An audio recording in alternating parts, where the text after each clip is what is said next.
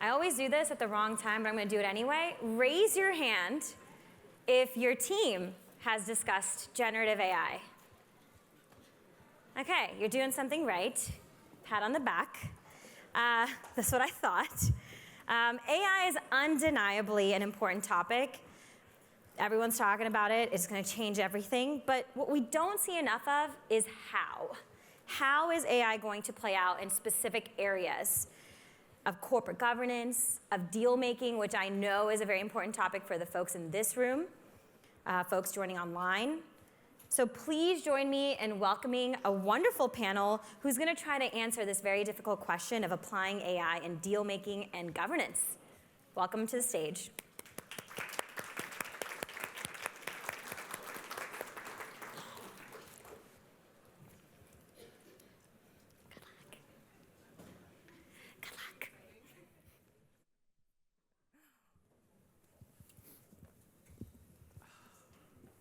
They forgot to cue our walk-up music. That was disappointing. Hi, my name is Peter Werner. I'm a partner at Cooley. I co-chair our emerging companies practice, and as it's relevant somewhat to this conversation, help run our internal and external facing AI task forces at Cooley. We have 30 minutes, an incredibly diverse set of expertise on this panel, and a very broad-ranging subject matter, so we're just going to jump in. I'm going to have all the panelists introduce themselves in the context of the conversation, and really try to stay focused on things that are important to most or all of the people in this room as we go to make this as practical as possible. So, starting macro for a little bit of context, start with Sean and Vedant, and without taking too much of the fire from the next panel on the capital markets crystal ball.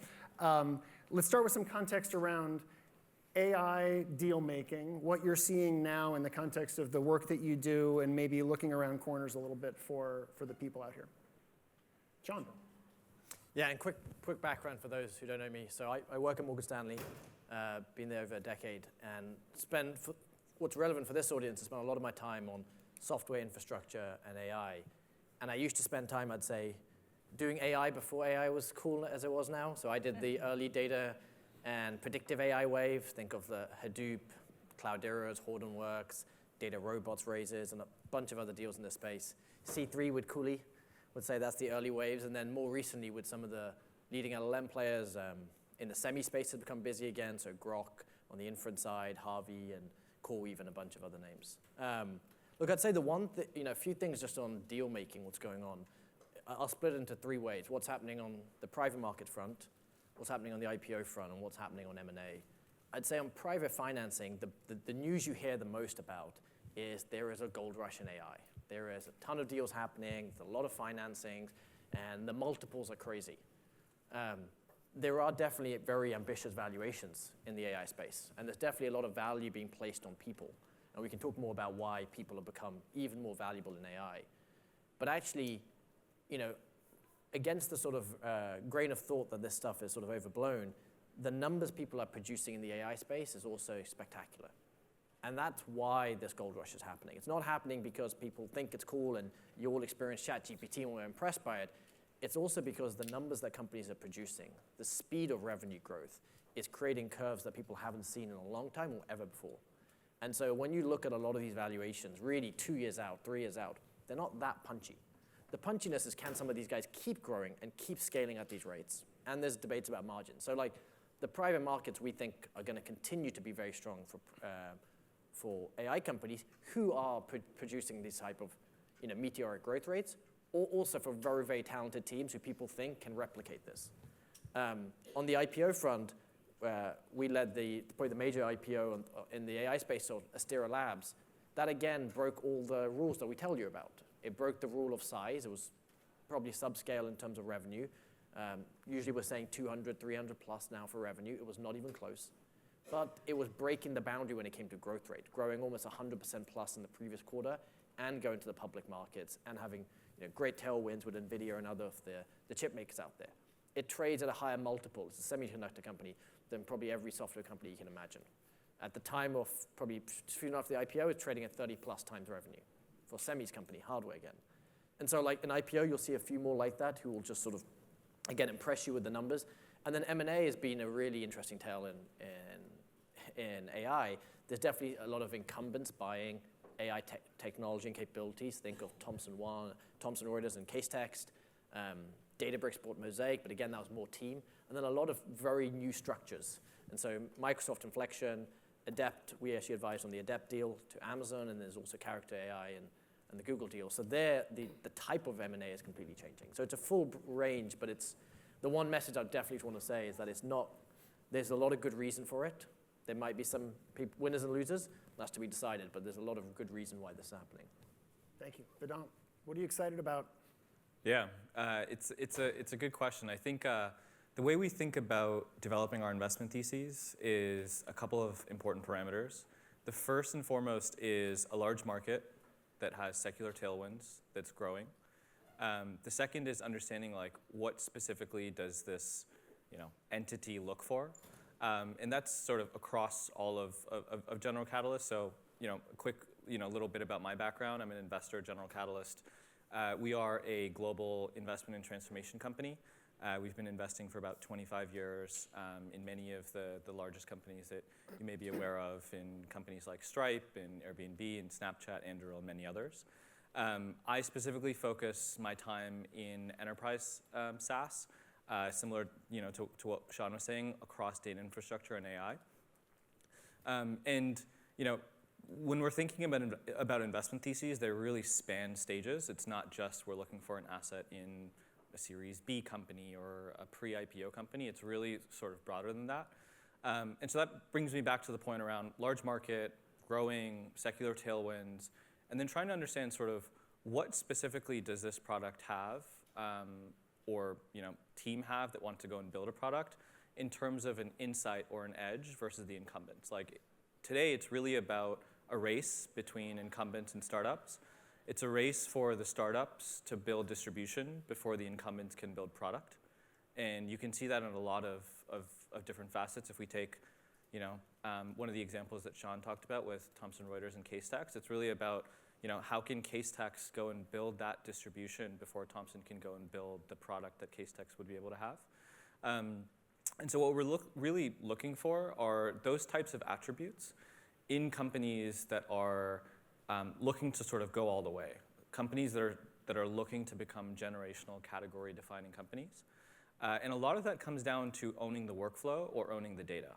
If you think about today where we've have every month, every 2 months, every 3 months, we've got a new foundation model coming out, it's very difficult to build a business when the innovation in your company is changing so rapidly, and everybody is getting access to the same thing. And so you could innovate at the foundation model level, but it's going to require a lot of CapEx and a lot of compute. And so where a lot of people choose to innovate is sort of at the workflow level, which is if I have access to data through my customers that allows me to be at a strategic point, that's beneficial. Or if I have access to workflows where I've just embedded you into a way of working with my platform, I would actually much rather invest in a company that has done 100 really small, tiny things that creates stickiness as versus one innovation. Because with the rapid pace of AI today, betting on that one innovation sticking is a really hard gamble to make. Great context and a great jumping off point to sort of the meat of what we want to talk about. As we've evolved the content for this panel, there was kind of a common theme that we're going to use to jump off into a bunch of spots, which is diligence processes. We're going to use diligence processes pursued by parties in connection with M&A transactions, financing transactions, or prospective customers to really talk about what those parties care about when they're transacting with you and your company as it relates to the development and adoption of third-party AI tools and AI technologies. So let's talk about some common issues that are examined in legal and technical diligence for companies using third-party tools in particular. The people in this room, in many cases, are the gatekeepers for the adoption of new technologies, right? You've got an engineer who came to you yesterday and said, hey, is it okay if our team uses this like Gen AI tool to write code for the code base? and you've got to help make a decision about that. And then you got to figure out, like, is that a ticking time bomb 3 years from now when you go sell the company? Is someone going to care about that decision you made today? Those are hard conversations. The best we can do now is pull threads from the sensitivities that third parties that you're working with have today. So, Michael, why don't we start with you? Quick introduction, and then maybe tell us how you're seeing that evolve in your deal work with diligence being done by buying parties. Yep. Happy to, although the idea that diligence is the most interesting part of a panel seems like a tall order. We're going to go with it. We're going to go with it. We'll do our best. So I'm Michael Diz. I am an M&A partner at Debevoise & Plimpton. Delighted to be here. As I said, we'll try to make a chat about diligence as interesting as we can. So when representing a buyer looking at a company, I think from a legal perspective, well, quasi-legal perspective, the way I think about it at least is there are 3 buckets that you want to look at. So there's business risk, there's legal risk, and then governance, which really cuts across buckets 1 and 2. So business risk, is the company overly reliant on a use case that has questionable or risky legal or regulatory framework? So think about like they're selling a product that has at its core some sensitive personal information. And either now or maybe in the future, that's going to be running afoul of some legal issues. It's obviously an evolving area where the regulations are far from written, and if the core of the business you're looking at is headed in the direction that regulators are trying to head off, then you've got a problem. It's maybe not running afoul of anything right now, but it's still a pretty significant risk for the transaction. There are others, of course. In the legal category, I think you'd say, like, does this company own the things that it thinks it owns? There are lots of other ancillary issues that arise when you're thinking about AI. But fundamentally, does it own the data, or does it have the right permission to use the data that it's using? If it's improving the model, who owns the improvements? It might think that it does, but it might not. And then is it putting into that sensitive information it doesn't have the right to use, or that would violate somebody else's rights as it's then spit out.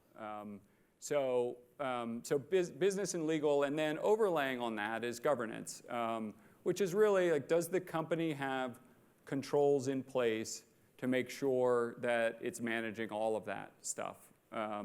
And there have been some examples of companies that didn't really, and it turns out people kind of doing the core functions of the business were doing things with AI that they shouldn't have been, or that it wasn't quite as smart as they thought it was, and they ended up really creating significant business issues for the company.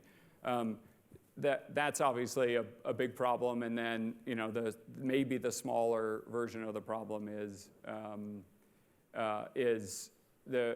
the smaller legal issues, like you're using it in HR, and there are big issues, obviously, with doing that. So again, I think that buyers tend to look at those 3 buckets, and there is crossover among all 3 of them. Yeah, there's an interesting through line already developing here around ownership of data, right. Ownership of workflows. I mean, got to really deeply understand what you're going to be doing with these third-party tools as you're bringing them in-house, and reading the fine print in these contracts that these third-party platforms, and Yulia, you might have something to say about this, like you're developing master terms for these enterprise sales agreements that are a little bit shooting in the dark in terms of how these technologies are going to develop in the future. And maybe this is a good, for you, Yulia, you wear a pretty unique set of multiple hats at Tones. Maybe talk about your role and what you do. And then I think really an interesting part of this conversation is as you are in your internal counsel role, working with prospective customers that are evaluating Tome, what are the kinds of things that kind of questions that you're asking and having to defend there? Thanks, Peter. Yep. Sure, so quick background. I'm Yulia Buyanin. I used to work as an M&A attorney at Skadden, and I also, before that, clerked for former Chief Justice Strine on the Delaware Supreme Court, so I really enjoyed the State of Delaware panel earlier today, and thank the judges for coming here. Currently, I work at Tome, and we're an AI company that processes legal documents like safes, convertible notes, and equity financings, and we give our users a summary of key terms, a red line, and some other useful product features. Our customers are mostly VC/GCs, law firms, and some solo practitioners.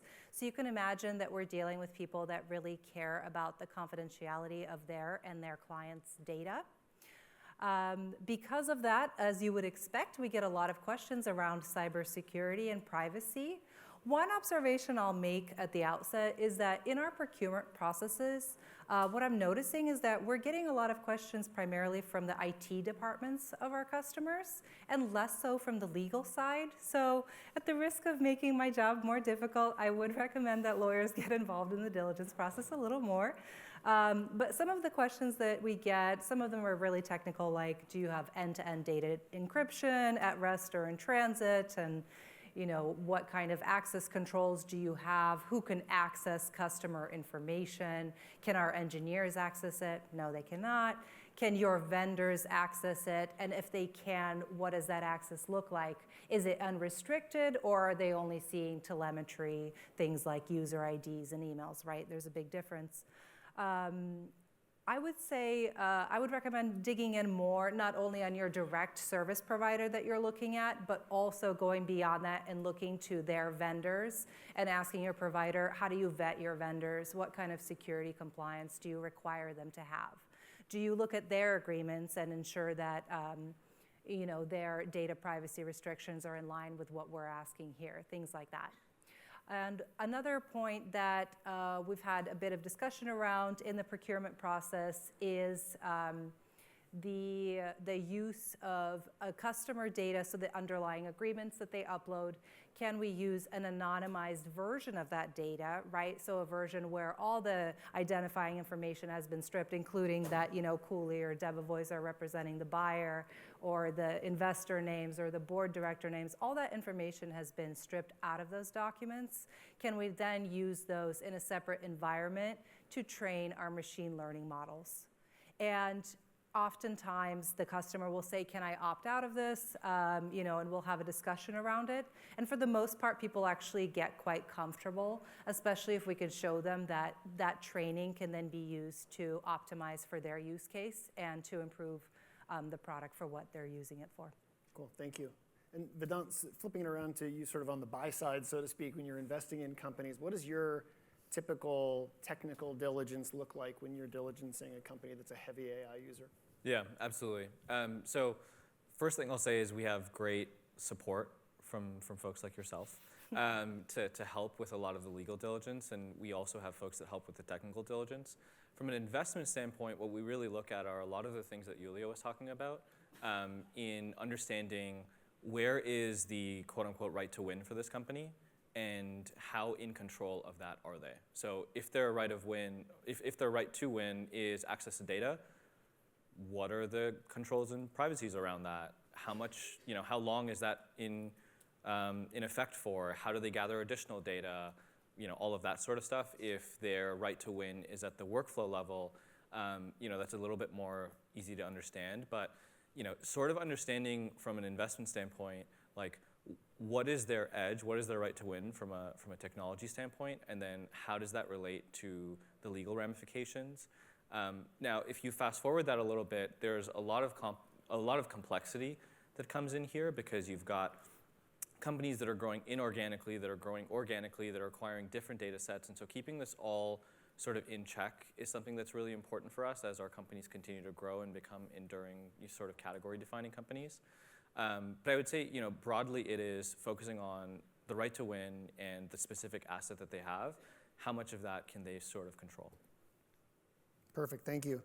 A little bit of an aside, Sean, you and I had an interesting conversation about what I would call like bedside manner by internal like regulatory and legal folks in defending a diligence exercise like this, maybe in connection with a financing or an M&A transaction, particularly in the context of a buyer that's also trying to figure out its own risk tolerance level for these various new cutting-edge technologies? Like, say more about that for the group. Yeah, no, so the situation we're talking about was M&A. And in M&A, a few things matter when trying to get a deal done.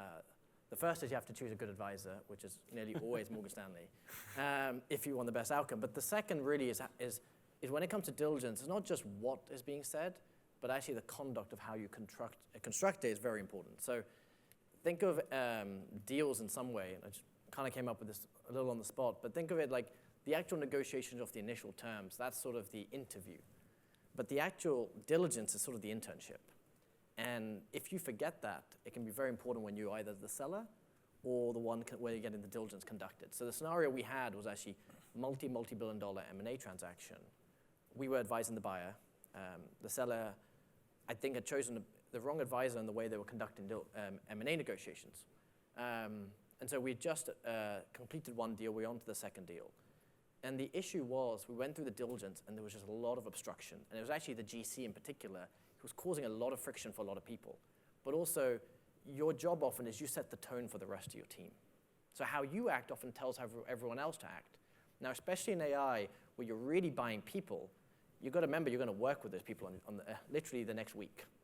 And so how you conduct yourself is very important. It's sort of basic social bedside manner, which is forgotten when it becomes the adversarial we v they in these scenarios. So in this scenario, multi-billion dollar deal, public company buying this other company, incredible offer for the sell side at the time.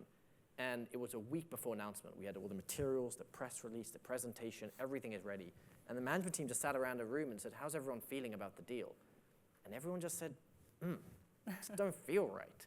And it really actually, a lot of it stemmed to actually the conduct of the GC almost, and the sort of a way they were approaching diligence and the way they were responding. And it's such a shame the deal broke. It could have happened again, stock price fell, other stuff happened, that deal broke. That would have been a massive outcome for everyone. And it's just a reminder that it's still a human process, all these things are. There's gonna be times when you need to be tough, but part of the magic is knowing when to be tough, when to be silent, when to pause, or when to go really deep. And the way you conduct those answers will infect either the investor who wants to invest in the company or the buyer as well. And it's not over just because the initial term sheet is done. Yeah, cool. Thank you. All right, let's move from diligence and diligence sensitivities to potential steps that the people in this room can take in terms of governance or other preparations in anticipation of selling the company, going to market with an enterprise product, raising capital. Back to you, Yulia. You have, with a company like yours, you're training a model, you're deploying a model against customer information, you're also adopting third-party tools internally. What steps have you taken internally to proactively make sure that the company is answering these principal concerns from other potential contracting parties? Sure.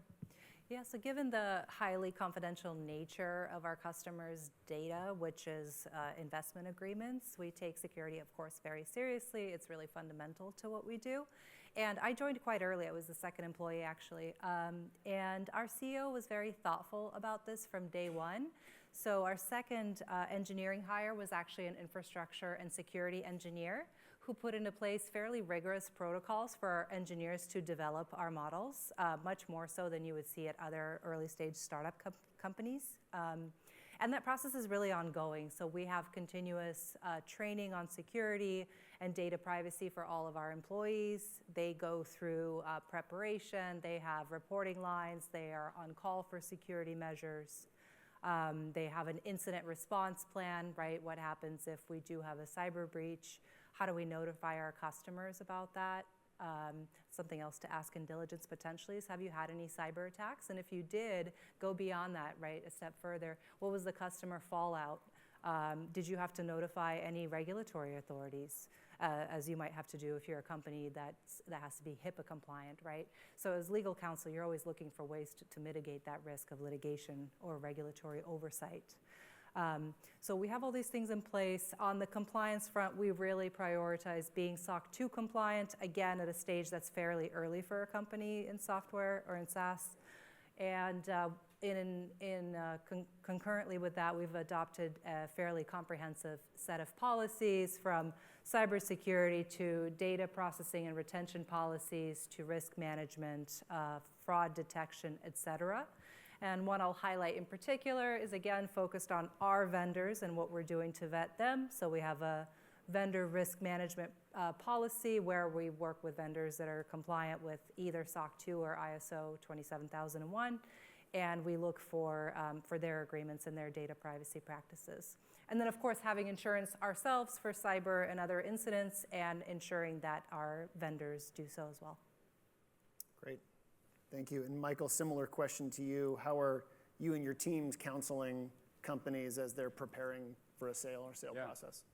Yeah, so I think you got to start preparing early, and I think you want to make sure you can demonstrate that you're on top of your stuff, that you know how your company is using AI, you know what risks it creates, you've assessed those risks, you've come up with ways to mitigate them.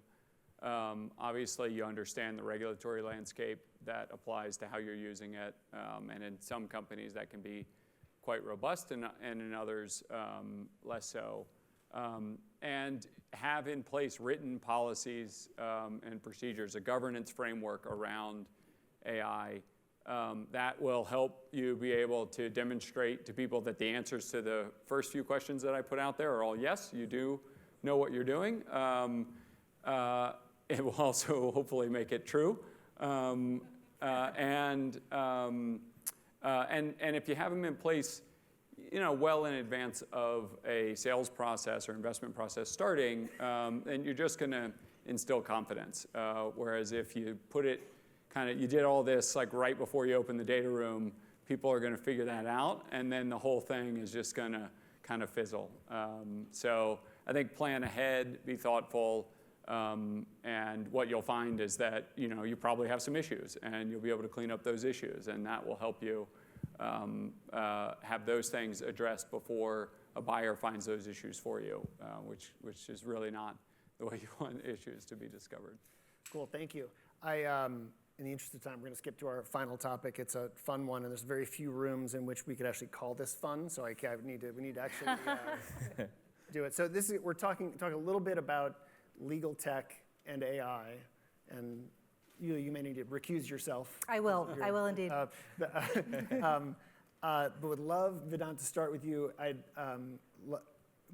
love to have you describe the months of work you've gone through in the legal AI or legal tech ecosystem, and some takeaways from that. And then, if we have time permitting, a quick lightning round of one technology that you see is going to materially change our deal making in the near future. Awesome. So maybe I'll start by just setting the stage on the work that we've done, and then some key takeaways. So I actually got really excited about legal tech, which again is a rare statement.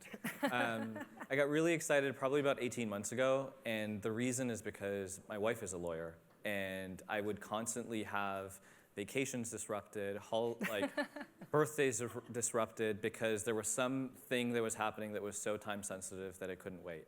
And I was like, okay, what are you actually doing? And it would be a contract, it would be redlining, it would be doing something. And I was like, all day long, I look at companies that are automating this, and yet it hasn't actually permeated down to a large law firm. And I'm like, this doesn't make sense. And so I started spending time with chief innovation officers at a bunch of large law firms.